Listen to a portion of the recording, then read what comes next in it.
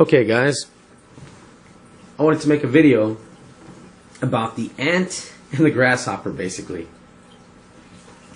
Right, the ant works in the summer, he's working the fields all day in the sun, putting aside provisions for the winter, which he's saying is coming. And he tells his buddy, the grasshopper, who just jumps around in the grass, he'll go swimming, you know, he'll go and lay in the sun, having a good time. Then sure enough, the winter comes and the grasshopper shows up at the ant's hill expecting to be fed and sheltered. Very similar to what preppers get when people find out what you do. They say, I'm coming to your house when shit hits the fan. No, you're not. See, right now things are okay. I can get out of work. I can have a little drink. If I want to go out to eat, I can do that. I can go out for a quick bite. If I wanted to go to the store and buy 50 pounds of rice, I can do that right now. Want a big stack up on beans, I can do that right now. If I want a steak, I can do that right now. But if shit hits the fan, you can forget it. And somebody's telling me that doesn't really care about taking care of themselves or preparing themselves, that they want me to be responsible for them. Full grown adults here. I'm going to say a lot of things that people don't want to hear. So if you don't want to hear it, don't listen to this. If you believe people come together and work together, this isn't for you. But if you are like me and you see riots, you see protesters writing about something, and they flip over cars that belong to people that have nothing to do with what they're writing about, and they're breaking into shops and looting stores that have nothing to do with what they're writing about, burning buildings and cars just because they're there and because they can do it, and even though the property belongs to somebody that has nothing to do with whatever they may be writing about. That's the mob mentality, right? The number one thing that's going to get people killed, preppers anyway, is talking too much. Loose lips sink ships. Nobody knows what I do that I work with. My immediate family knows, another family I'm with, and a friend of mine. That's it. Right? My coworkers, I tried to sneak in, you know, just test the waters. When there's a natural disaster or some sort of riot or something, and we see it in the break room, we're kicking back, having coffee, you know, well, hell, I would just stay inside my house, you know. Got about a week's worth of supplies, and, you know, they look at me, well, CDC and FEMA, they say you should have some provisions in your house just in case. Like, I can probably go 2 weeks if I really tighten the belt. That's what I say to test the water out. And I'm always like, that's, you know, why bother? Nothing's going to happen here. Just stay inside for a day or two. Okay, fine. They don't even bother to listen or think just a week, you know, prepare for just a week. My neighbors, they don't know. I've tried to test the waters and nothing works. Now, every now and then, if I'm out somewhere and I notice someone's bag or they have a survival bracelet and other, you know, I can see if they have a bag. This one guy, I knew he had it was a EDC bag he had, and I could just tell. And we chit-chat a little bit and I gave him some advice. If I can see that, I'll warn people. I help people now while I can. But when shit hits the fan and loose lips will get you killed, I'm not doing that, man. These people are, when something happens, they are going to rush into their car and drive to your place right away. They're not going to take the time to empty their pantries. They're not going to take the time to fill any containers with water. If they have pets, they're going to bring their pet, but they're not going to remember to bring pet food. They're just going to get in their car and rush to you. So you better think about that. And who would you let in? I advise you, if you're going to let somebody in there, there's a couple things you better go through.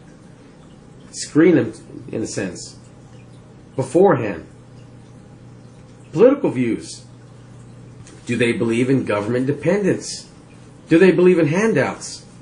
Because if they do, they're going to hand out your supplies.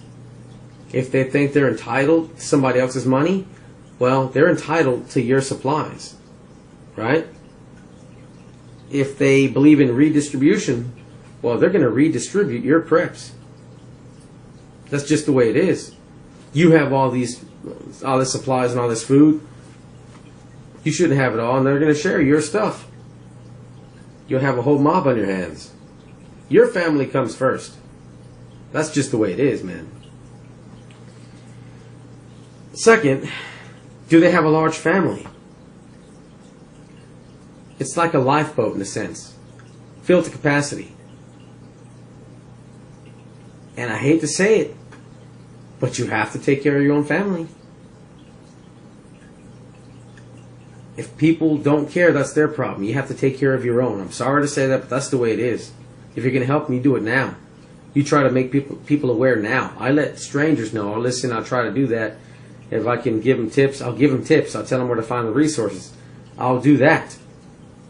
I'll give them my email and send them information, but I don't let them know where I live. And anybody that knows where I live, I don't let them know what I do. Help them now. Try to start a community garden now. That way you can have a food supply going. Something like that. Start a neighborhood watch. Something like that.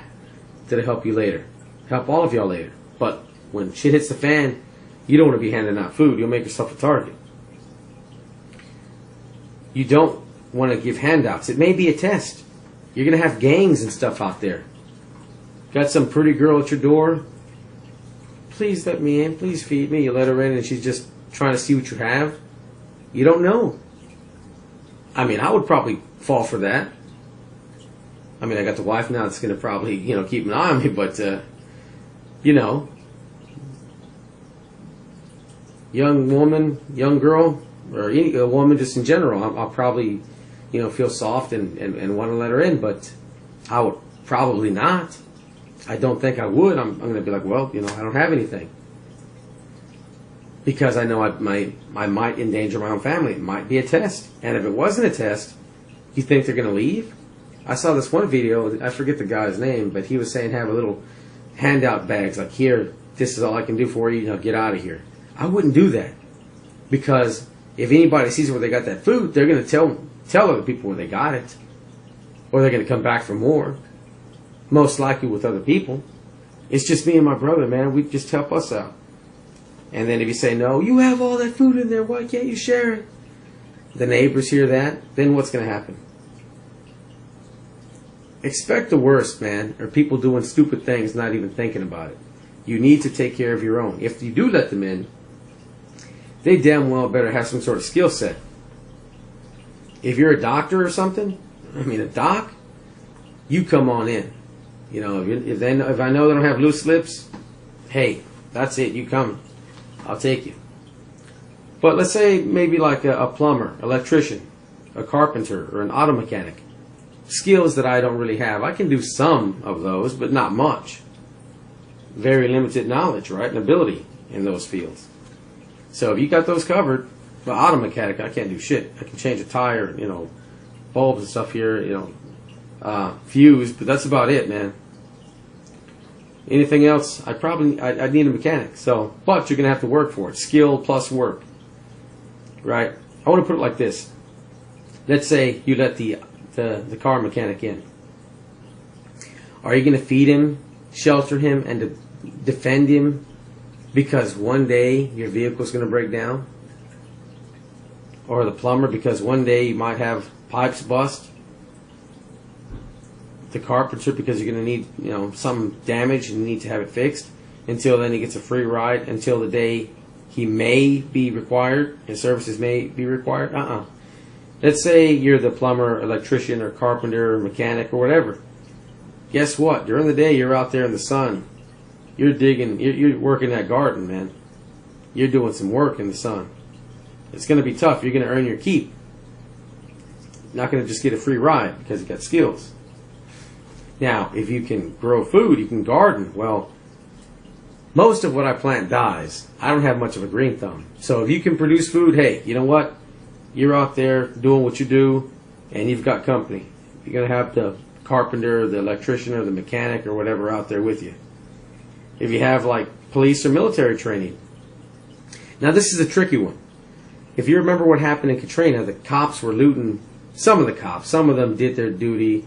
Some of them went to protect their family, and some of them went rogue. So you got some looting along with all the other looters. I mean, basically a looter with a badge. They help they help cops load up the cars. The cops help the thieves load up cars and vans.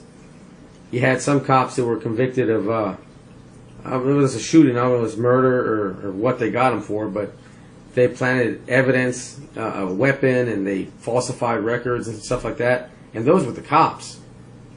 So you better be careful about that. Let's say you have a cop in your neighborhood. You can't let him in just because he's a cop. Now, let's say it's somebody you knew, ex-military, or somebody you really know. Then, yeah, maybe. So keep that in mind. But still, they got to earn their keep. And let's say you're the plumber or the mechanic or whatever. Guess what? Daytime, you're going to have some time working in the garden. At night, you got a 12 gauge. I'm not giving you the top of the line stuff here now. Maybe be used against me, maybe who knows. But you got Mr. 12 gauge, and you got somebody else out there with you, and you're doing patrols if need be, right? And the last thing would be, I'm in charge, right? There's no democracy with my supplies. If I tell people to do what they can now, and they don't listen, I'm in charge. I'm the one that had the foresight here.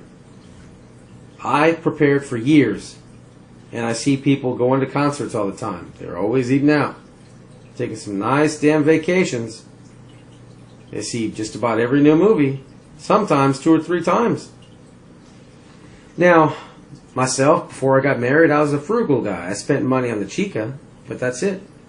And now I spend more money than I probably should, but I don't stop prepping. Right?